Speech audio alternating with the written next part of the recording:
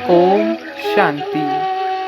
आज बाबा के 27/6/2021 के अव्यक्त महावाक्य हैं और रिवाइज मुरली है 26/1/88 की 26 जनवरी 1988।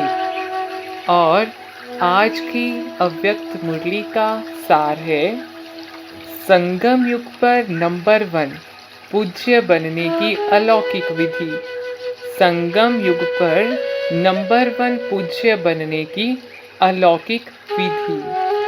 आज बाप दादा बोले, आज अनादि बाप और आदि बाप अनादि सालिग्राम बच्चों को और आदि ब्राह्मण बच्चों को डबल रूप से देख रहे हैं। सालिग्राम रूप में भी परम पूज्य हो और ब्राह्मण सो देवता स्वरूप भी गायन और पूजन योग्य हो। दोनों आदि और अनादि बाप दोनों ही रूप से पूज्य आत्माओं को देख हर्षित हो रहे हैं। विशेषता देखने व जानने का अभ्यास नहीं है, वह गुण ग्राहक बुद्धि अर्थात गुण ग्रहण करने की बुद्धि न होने के कारण विशेषता अर्थात गुण को जान नहीं सकते। हर एक ब्राह्मण आत्मा में कोई ना कोई विशेषता अवश्य भरी हुई है, चाहे 16,000 का लास्ट दाना भी हो, लेकिन उसमें भी कोई ना कोई विशेषता है। इसलिए ही बाप की नजर उस आत्मा के ऊपर पड़ती है। सभी आत्माओं में ब्राह्मण आत्माएं विशेष कोई अपनी विशेषता को कार्य में लगाते हैं, इसलिए वह विशेषता वृद्धि को प्राप्त होती रहती है और दूसरों को भी वह दिखाई देती है। और कोई में विशेषता रूपी बीज तो है, लेकिन कार्य में लाना यह है बीज को धरनी में डालना। वर्तमान समय पूज्य तो भविष्य के पूज्य, इसको ही विशेष आत्माएं नंबर 1 कहते हैं। तो चेक करो, ब्रह्मा बाप की कहानी सुना रहे हैं ना। सदा बाप का हाथ और साथ है, ऐसा भाग्यवान समझते हो। जहाँ बाप का हाथ और साथ है, वहाँ सदा ही मौजों की जीवन होती है। मूंझने वाले नहीं होंगे, मौज में रहेंगे। सदा अपने को कल्प कल्प की विजयी आत्माएं अनुभव करते हो। सदा अपने को पद्मा पदम भाग्यवान अनुभव करते हो। हम आत्माएं पद्मा पदम भाग्यवान हैं। इसी स्मृति के वरदान को सदा साथ रखना, तो सहज ही आगे बढ़ते रहेंगे, मेहनत से छूट जाएंगे।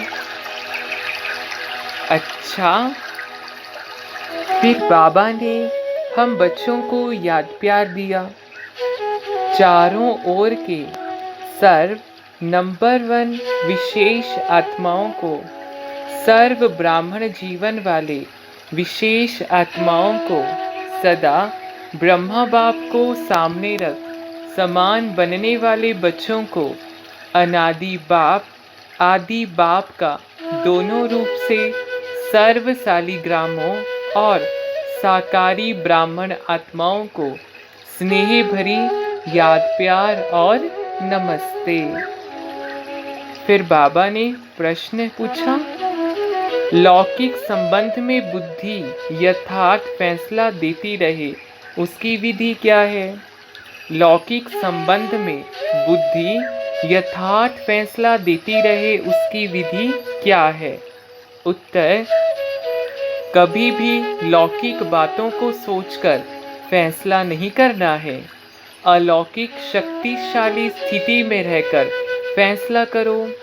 कोई भी पिछली बातें स्मृति में रखने से बुद्धि उस तरफ चली जाती है, फिर पिछले संस्कार भी प्रकट होते हैं, इसलिए मुश्किल होता है।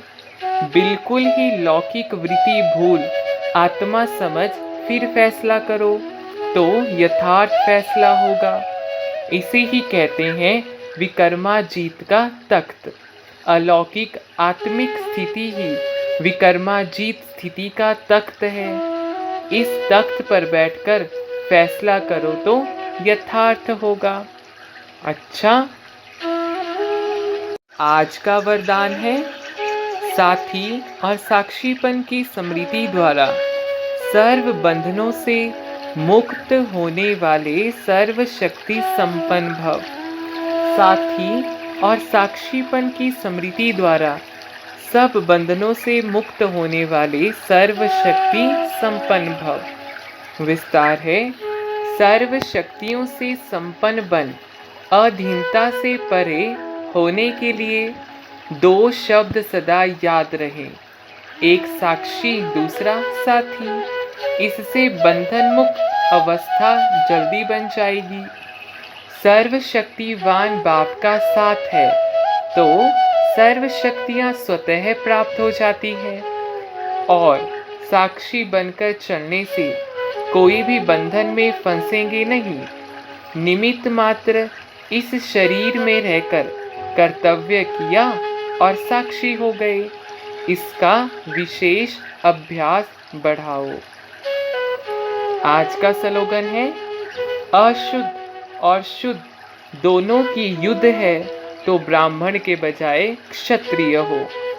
अशुद्ध और शुद्ध दोनों की युद्ध है तो ब्राह्मण के बजाय क्षत्रिय हो। अच्छा, धन्यवाद। ओम शांति। शुक्रिया बाबा।